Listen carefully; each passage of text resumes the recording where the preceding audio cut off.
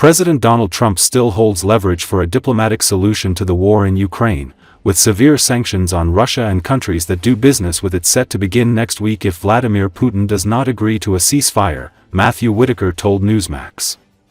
Russia attacked Kiev overnight with a volley of missiles and drones, killing 8 people and wounding 82 others. Trump reportedly said Tuesday in Scotland that the US would impose tariffs, sanctions and secondary sanctions on Russia 10 days from today, if Moscow showed no progress toward ending the war. He also supports bipartisan legislation in Congress that would impose 500% tariffs on nations that buy Russian oil, natural gas, uranium, or other exports.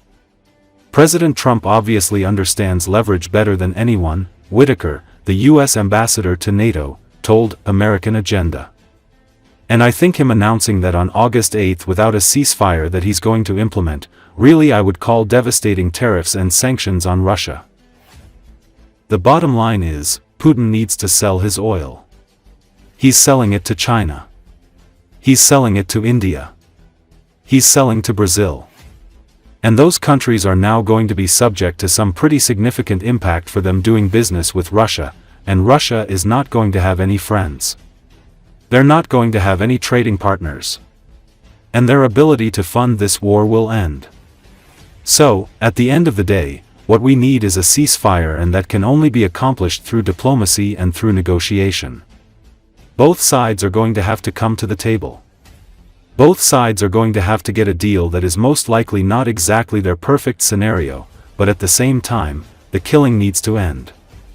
Whitaker said he's not concerned that severe sanctions against Russia and countries that do business with it, such as China, would drive the two U.S. adversaries closer.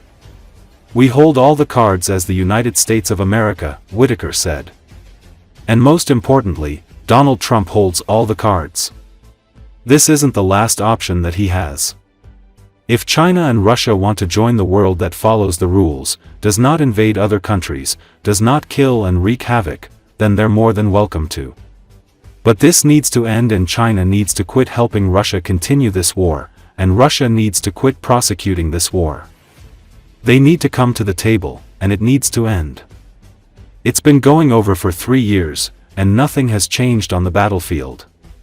And hundreds of soldiers every single day are dying. President Trump again is going to, as he announced, implement these secondary sanctions on August 8 if we don't have a ceasefire, but it's not what he's limited to. President Trump continues to have options available to him, and he'll use those if he deems necessary.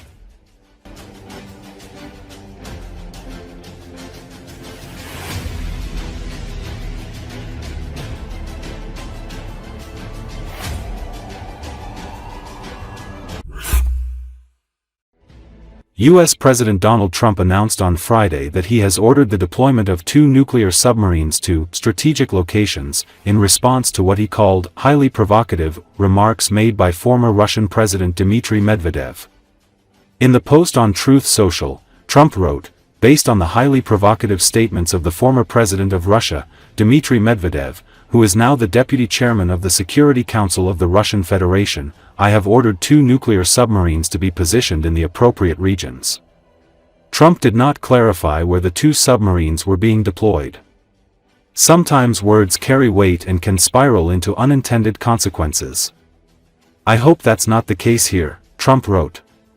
His announcement came after Medvedev's recent threats following Trump's ultimatum to Moscow to end the war in Ukraine, or face severe economic sanctions.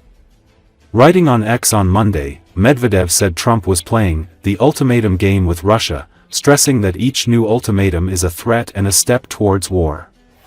On Thursday, Trump warned that Medvedev was entering a dangerous territory and described him as the failed former president of Russia, who thinks he's still president. It should be noted that Russia and the US possess the most nuclear arms in the world.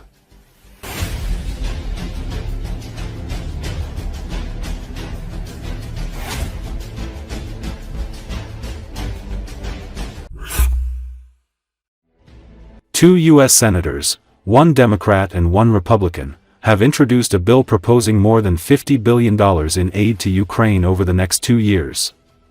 The Hill reported on this. The move comes as Russian President Vladimir Putin rejects calls from U.S. President Donald Trump to end the war of aggression. The bill was introduced by Senators Jean Shaheen and Lisa Murkowski.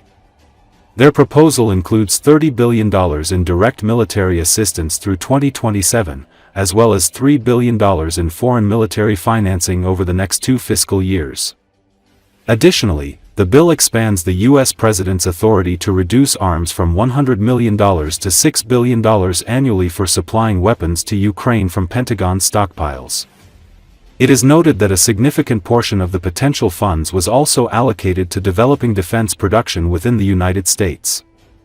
The bill aims to provide President Trump with additional tools to pressure Putin into negotiations by strengthening Ukraine's military capabilities to counter Russian attacks. The legislation includes $600 million to support Ukrainian law enforcement and anti-corruption programs, as well as $50 million for prosecuting war crimes. Among other provisions, the bill includes using profits from frozen Russian assets and the transfer of seized illegal weapons. Additionally, it proposes allocating $1 billion for a trilateral UAV initiative between the U.S., Ukraine, and Taiwan. This initiative involves joint research, development, and production of drones, as well as studying lessons from the Russian-Ukrainian war. This bipartisan bill is a win for America. It supports our defense industrial base, American manufacturers, and workers, all while U.S. military personnel learn from Ukrainian innovations on the battlefield, Shaheen said. The bill comes after the U.S. Senate Committee on Appropriations introduced a defense funding bill on Thursday that includes $800 million in military aid for Ukraine. The United States Senate has approved defense spending for 2026, which includes funding for military assistance to Ukraine. The draft budget provides for the allocation of $800 million for the Ukraine Security Initiative, $225 million for the Baltic Security Initiative, and $119 million for other projects related to European security. At the same time, it is worth noting that the relevant bill adopted by the House of Representatives did not contain provisions on financing Ukraine. However, an attempt to introduce an amendment that would completely prohibit the allocation of funds to support Ukraine was not supported. It has not yet been specified which programs for Ukraine the planned funding will be distributed to. It should be noted that the change in the U.S. government's position on Ukraine is also reflected in new approaches to priorities in the field of defense supplies. Another important step regarding Ukraine was taken by the U.S. Department of Defense.